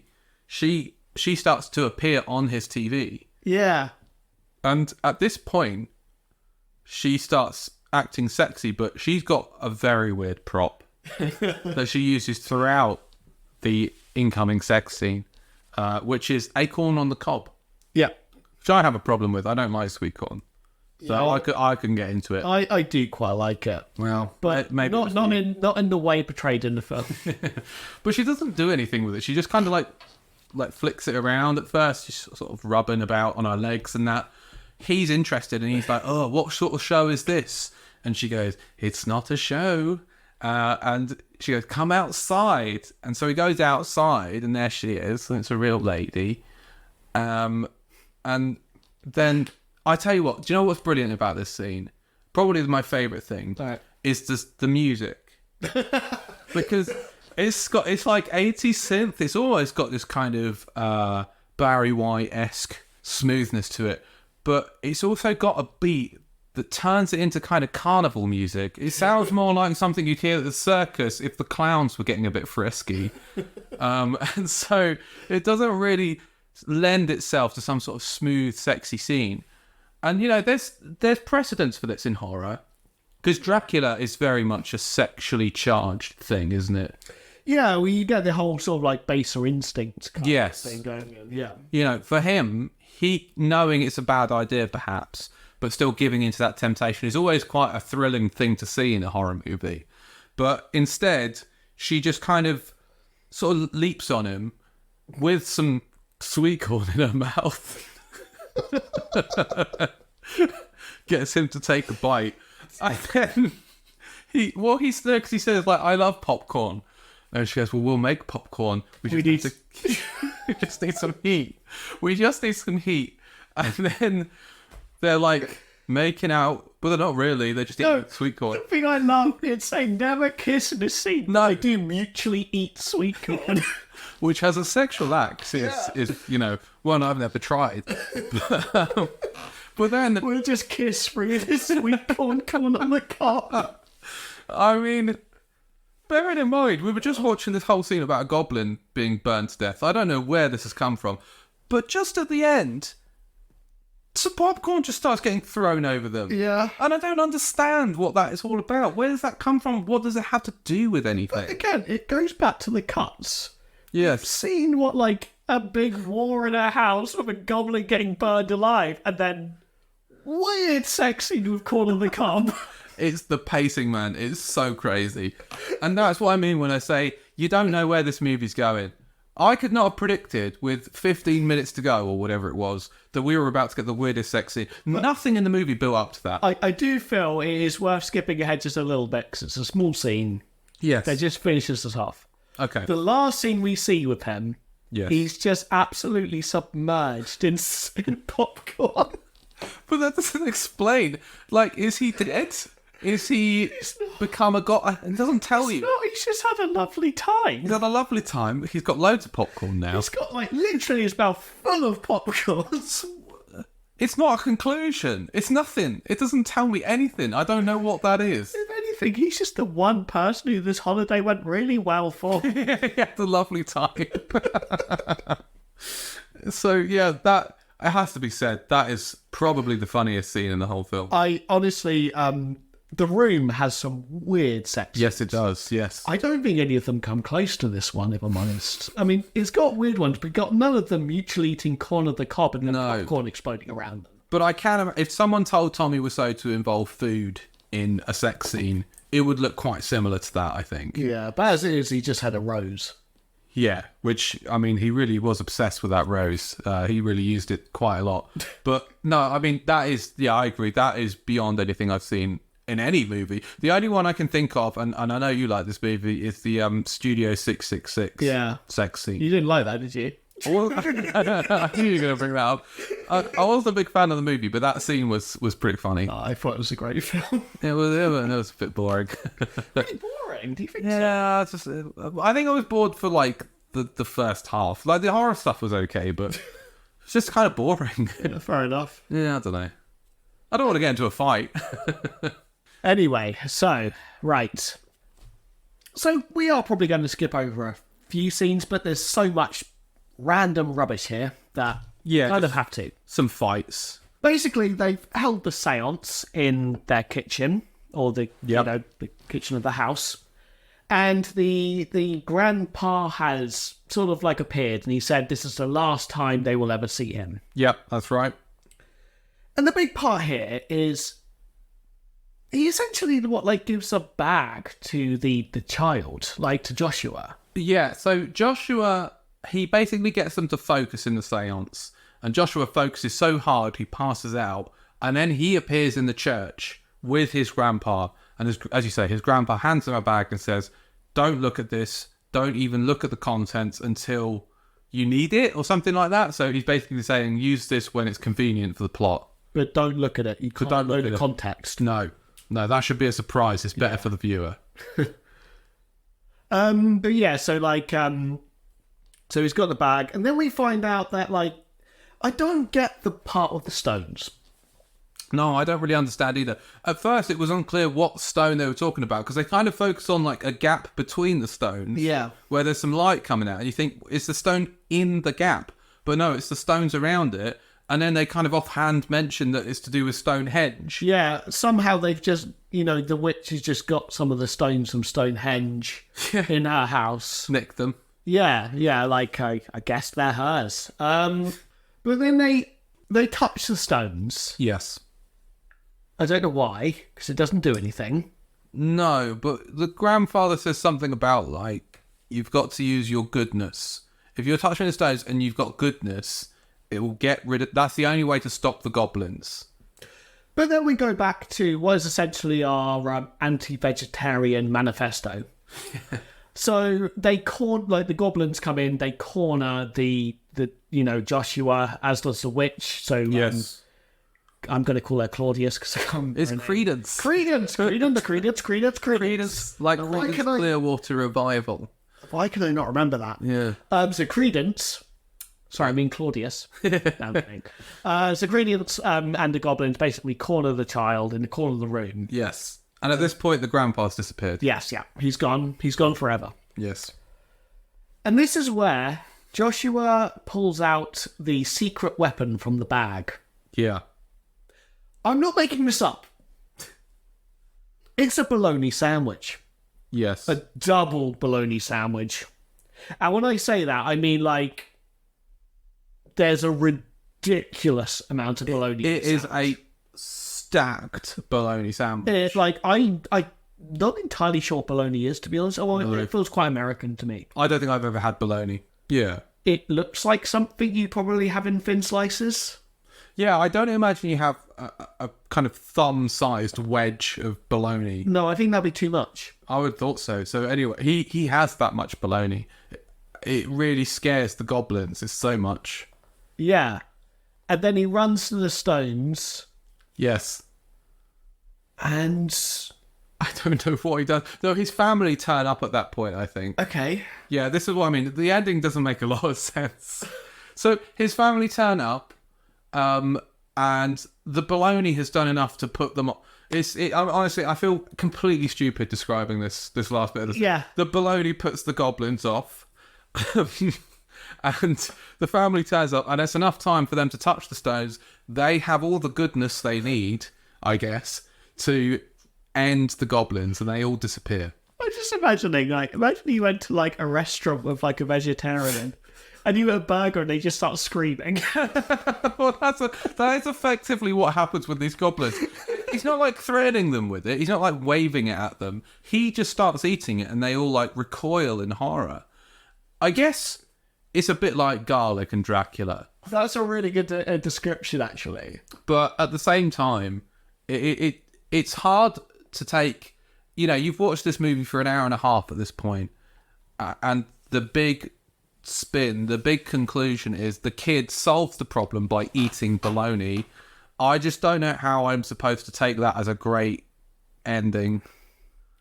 I just love the fact that this film was made because the director's wife had a few friends that went vegetarian. That is essentially why this film was made. I aspire to make such art out of such pettiness, I think. If someone scuffs their feet annoyingly, maybe I'll make a movie about that. I don't know. In a weird way, yeah. This film is terrible. Yeah. But in terms of, as someone who for some reason has a fixation with hating vegetarians, having friends become vegetarian, this is kind of the best case scenario. We get a bad classic out of it. Such hatred towards vegetarians has never resulted in anything that's benefited the human race. It's such a weird group of people to dislike, though. It's a bit like disliking asexuals or something like that. Yeah, it's like a harmless thing, isn't it? Yeah. I've decided not to eat meat. If anything, it's a good thing. Yes. And we're both speaking as non-vegetarians, right? Neither of us are vegetarians. Neither of us would ever feel antipathy towards someone because they're vegetarian. And neither of us would go to the extent of creating a piece of art with, I guess, tens of people involved. I don't know how many people were involved in this. Probably about that, I'd say. Yeah. And I go, this is all to take it out on them. Those blooming vegetarians, they're really annoying me, but that's what's happened here, and I'm glad that level of pettiness exists in the human race, so that we can have this kind of nonsense exist for us and our entertainment. Should we talk about the very end? I think so. Yeah. So at this point, they've solved the problem. The goblins are gone. They drive home, happy as Larry. Yes. It's the end. We're great. Everything's fine. But like all great horror films, there has to be a bit of a twist. Of course. A very Goosebumps kind of esque twist. But normally, now tell me if I'm wrong, Pete. Those sort of twists should have something within the story that indicates that twist might exist, right? Normally. So, if, for instance, you were going to kill off all the goblins, you should probably do something within the story to suggest that maybe the goblins haven't completely gone away. Yeah. Yes. Doesn't do that. However, we see a scene where Joshua and his mother are sitting on a kitchen table. Joshua's mother is eating an apple. Well, yeah, I know. Bear in mind, right? Obviously, the whole problem has been vegetable. No, it's a fruit. It's a fruit. Hard to remember. Some of them are confusing. Sorry, I as a meat eater do not know the difference. No. It's all rabbit food at the end of the day, isn't it? So she eats an apple, but there's no... I mean, I don't know. Maybe I'm wrong. But there is nothing I can see that indicates that this is a problem other than just the way it's focused on. Yeah, no, that's accurate, I'd say. There's nothing... she gets out a big bowl of red apples and eats one. It's like, this is delicious. You should have an apple. And the kid's like, oh, I'm not hungry. And then he hears parcel tongue coming from the bathroom. He goes in, and it turns out his mum has become a puddle. And credits roll. Effectively. Well, you see the goblins eating her. Yeah, because that's right, because it's exactly the same costumes. Yeah, that's what I mean. Yeah, so they're just not gone. You still have the deranged-eyed one. Yeah. So, well, that's the bit I don't understand about it. I don't mind a twist ending where, it turns out it hasn't really got over the problem.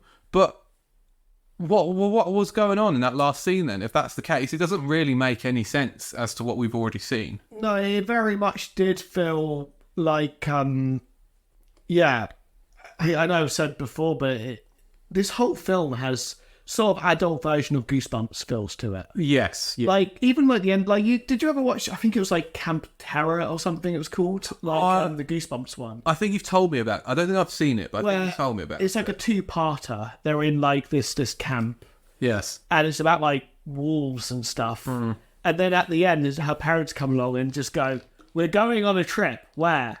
Earth, and they point up, and it turns out they've been on a different planet all along. Yeah. Or there's another one where like the main character really likes comic books.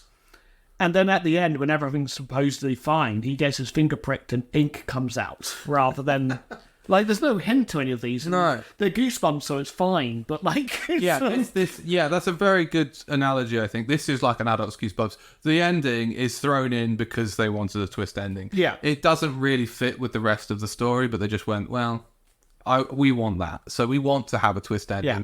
We don't want to think of a way to write it in. We're just going to do it. There was actually talks of a Trolls... It was going to be called Trolls 2 Part 2. Brilliant. So presumably it was going to lead on from this, but right. For some reason it never got made. I can't think of any reason. No, I don't understand that. I would have been clamoring for it. I mean, it's one of those things that I don't know if the directors are still alive. He is, yeah. Okay, all right, brilliant. I could see them coming back to this, but the trouble is, and it's a bit like with Tommy Wiseau, they know what it is now, don't they? Yeah, and it's kind of ruined it. That's one of the reasons that, in terms of bad directors, but like ones that I kind of do have a modicum of like respect for. Yes. Ed Wood's up there for me because he was a terrible director, but he always gave it his 100%. And he's probably unique in the sense that, well, not necessarily unique, but certainly in terms of the ones that you enjoy their films. He's probably unique in the sense that he is persistent and he's produced a lot of movies. But like you say with Tommy Wiseau, The Room, absolute masterpiece of bad film. But he won't do anything like that. No, you can see it with like he did The Neighbours, where he was bad, and it's pretty unwatchable. Yeah, and that's the trouble is once they become self-aware to the sense that they are bad directors and they have a cult following that they want to please with bad movies, they're typecast almost in the sense they have to do something that feeds into that. The thing is, so I honestly don't feel they are, because I do feel the respectable thing to do at that point is to genuinely try and make a good film. Yeah. If you succeed, then good on you. Yes. If you don't, then it's another terrible masterpiece. But I think you've got to think, if you are in that position, you've put some earnest art out with all the self-confidence that Tommy Wiseau or the director of Troll 2 has to have had to produce these things, then you get this reaction of ridicule and laughter. It must be hard. Well, you're always going to be second-guessing yourself after that. You're never going to be able to write a movie without thinking about that audience reaction. And so that kind of golden thing that you struck upon by accident, I don't think it's possible to get back to it. I get what you mean. Like you say, it is a case of, I mean, like I can say from doing this podcast even. Sure. It is hard to find that thing that people like. Yes. And when you do find it, you try and cling on to it. But in my experience, it doesn't work, because the thing that actually works is kind of varying a little bit and trying things. Yes, yeah, absolutely.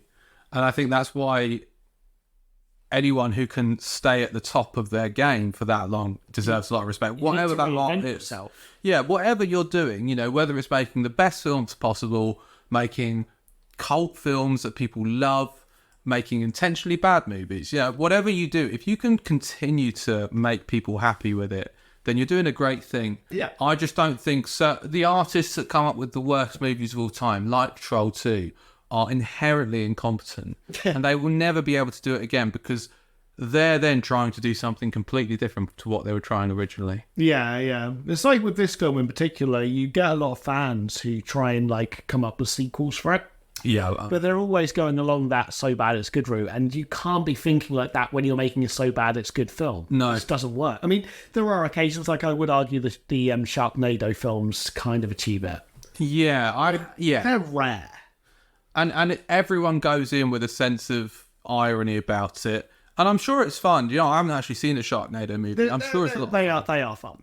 But it's kind of, there's a different appreciation you have. What I love about this movie, and I do think this is a brilliant thing to watch, what I love about this movie is dissecting the intention of the director. Yeah. It's thinking about what they were trying to do and how they fell completely short of it. And it's the same thing you can do with The Room.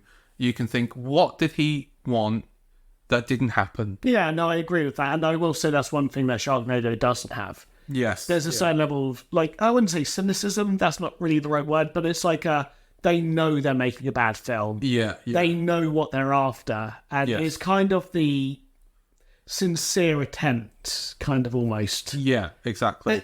I like, don't get me wrong, I am laughing at these films when I'm watching them, but I do also kind of have a respect for someone who's trying something. I always have respect for someone who's trying to do something good. Yeah, I always think that. And I remember watching The Disaster Artist. Yeah. And there's that scene in it where they watch the premiere of The Room, and Tommy Wiseau is confronted with his art.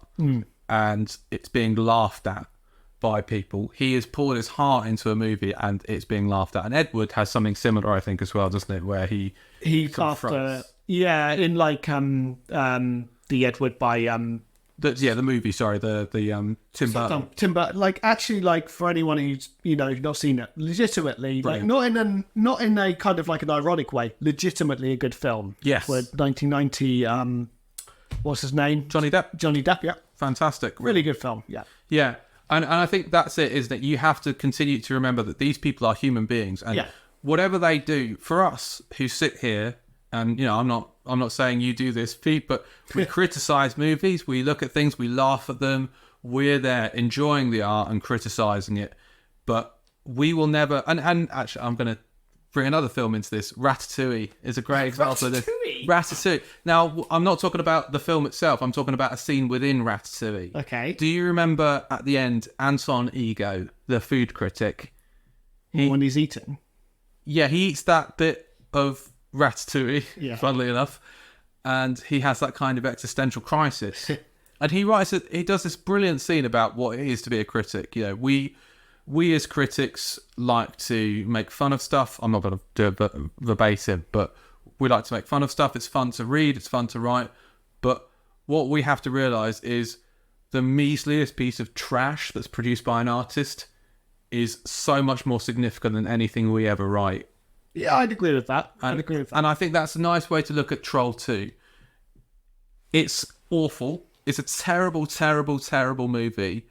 But they have produced a piece of art that none of us will ever get the chance to do, probably. Yeah. Never know, maybe one day. But we will probably never get the chance to produce a piece of art like that. And we will never put our soul and our thoughts on the line in the way that the directors did. So fair play to them for doing that. And even though it's terrible, they've made lots and lots of people happy. So... Yeah, sorry, got carried away. No, that's all good. The question I ask everyone, and it's a very unfair question. Yes. What would you give this out of 10? It is unfair. Because there's two scales to rate this on. One is technical proficiency, where it gets a 1 out of 10, and one is entertainment, where it's probably an 8 or a 9 out of 10. I normally go by I tend to do the entertainment route. Yeah. My personal rule... If it's so bad that it's good, yes, it can only achieve a 6 out of 10. That's the highest it can achieve. Anything over that has to be good for the reason it was made. I see. Okay, that's fair enough. In that sense, then, it gets a 6 out of 10 because I had an absolute blast watching it. Yeah. It was fantastically fun. Absolutely terrible. But yeah, 6 out of 10 for me. What would you give it? Also 6 out of 10. Perfect. There you go. Yeah. Yeah. Last film I gave 6 out of 10, I believe, was The Scorpion King 4. And was that so bad it's good? Yeah. Okay. Good. Yeah, no, I would say if you haven't seen it and you want to... It's one of those movies I would definitely suggest have a few beers. Oh, have a few beers. Get some mates around. Yeah, exactly. Have a laugh because you don't... You don't need to really concentrate. much like with The Room, I believe they do still show this one in theatres sometimes. So I can definitely see the appeal. I would absolutely be up for dressing as a goblin and going to one of these films. Legitimately. Let's do it. Yeah. Brilliant. Cool. Well, I think that about wraps up the episode, to be honest. Thank you very much for coming on. It's been great having you on. Thank you for having me. I've had a really good time. And please join me next week where we shall be looking at The Scorpion King 5, Book of Souls. I hope you all have a really good week and see you then.